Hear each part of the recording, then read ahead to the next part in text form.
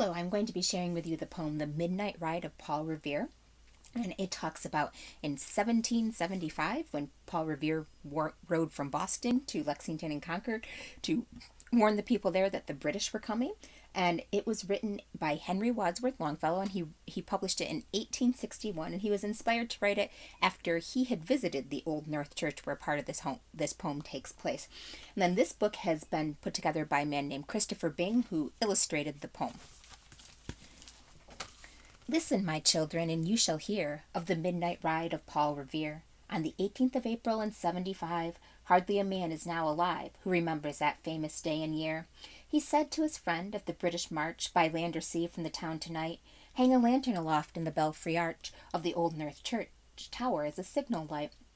And one if by land and two if by sea, and I on the opposite shore will be, ready to ride and spread the alarm through every Middlesex village and farm, for the country folk to be up and to arm. Then he said good night, and with muffled oar silently rowed to the Charlestown shore, just as the moon rose over the bay, where swinging wide at her moorings lay the Somerset, British man of war, a phantom ship with each mast and spar across the moon like a prison bar, and a huge black hulk that was magnified by its own reflection on the tide. Meanwhile his friend through alley and street wanders and watches with eager ears, till in the silence around him he hears the muster of men at the barrack door, the sound of arms and the tramp of feet, and the measured tread of the grenadiers marching down to their boats on the shore.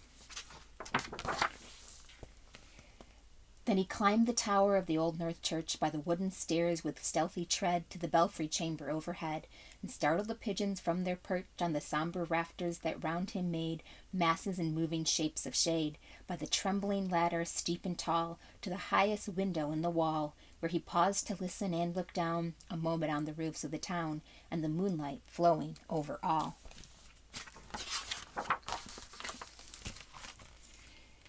Beneath in the churchyard lay the dead in their night encampment on the hill, wrapped in silence so deep and still that he could hear like a sentinel's tread the watchful night wind as it went creeping along from tent to tent, and seeming to whisper all is well. A moment only he feels the spell of the place and the hour, the secret dread of the lonely belfry and the dead, for suddenly all his thoughts are bent on a shadowy something far away, where the river widens to meet the bay, a line of black that bends and floats on the rising tide like a bridge of boats.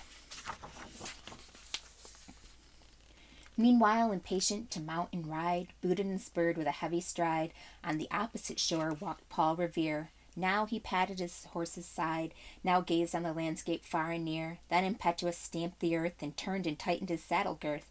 But mostly he watched with eager search the belfry tower of the Old North Church, as it rose above the graves on the hill, lonely and spectral and sombre and still. And lo, as he looks on the belfry's height, a glimmer and then a gleam of light. He springs to the saddle, the bridle he turns, but lingers and gazes till full on his sight a second lamp in the belfry burns. A hurry of hoofs in a village street, a shape in the moonlight, a bulk in the dark, and beneath from the pebbles in passing a spark, struck out by a steed flying fearless and fleet. That was all, and yet, through the gloom and the light, the fate of a nation was riding that night, and the spark struck out by that steed in his flight kindled the land into flame with its heat. He has left the village and mounted the steep, and beneath him, tranquil and broad and deep, is the mystic meeting the ocean tides, and under the alders that skirt its edge, now soft on the sand, now loud on the ledge, is heard the tramp of his steed as he rides. It was 12 by the village clock when he crossed the bridge into Medford town. He heard the crowing of the cock and the barking of the farmer's dog, and felt the damp of the river fog that rises after the sun goes down. It was 1 by the village clock when he galloped into Lexington. He saw the gilded weathercock swim in the moonlight as he passed, and the meeting-house windows, black and blank and bare, gaze at him with a spectral glare, as if they already stood aghast at the bloody work that they would look upon. It was 2 by the village clock when he came to the bridge in Concord town. He heard the bleating of the flock and the twitter of birds among the trees, and felt the breath of the morning breeze blowing over the meadows brown. And one was safe and asleep in his bed who at that bridge would be first to fall. who that day would be lying dead, pierced by a British musket ball.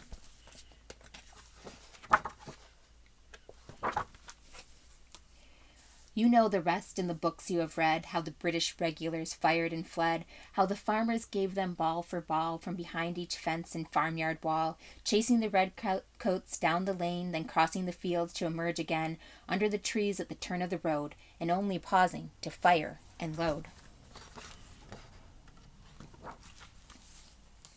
So through the night rode Paul Revere, and so through the night went his cry of alarm to every Middlesex village and farm, a cry of defiance and not of fear, a voice in the darkness, a knock at the door, and a word that shall echo forevermore. For borne on the night wind of the past, through all our history to the last, the hour of darkness and peril and need, the people will waken and listen to hear the hurrying hoofbeats of that steed, and the midnight message of Paul Revere.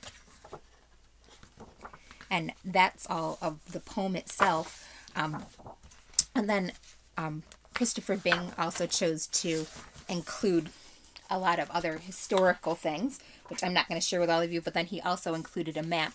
Now, Henry Wadsworth Longfellow focused only on Paul Revere, but actually there were 3 men who made the main ride, and the other 2 were named William Dawes and Dr. Samuel Prescott.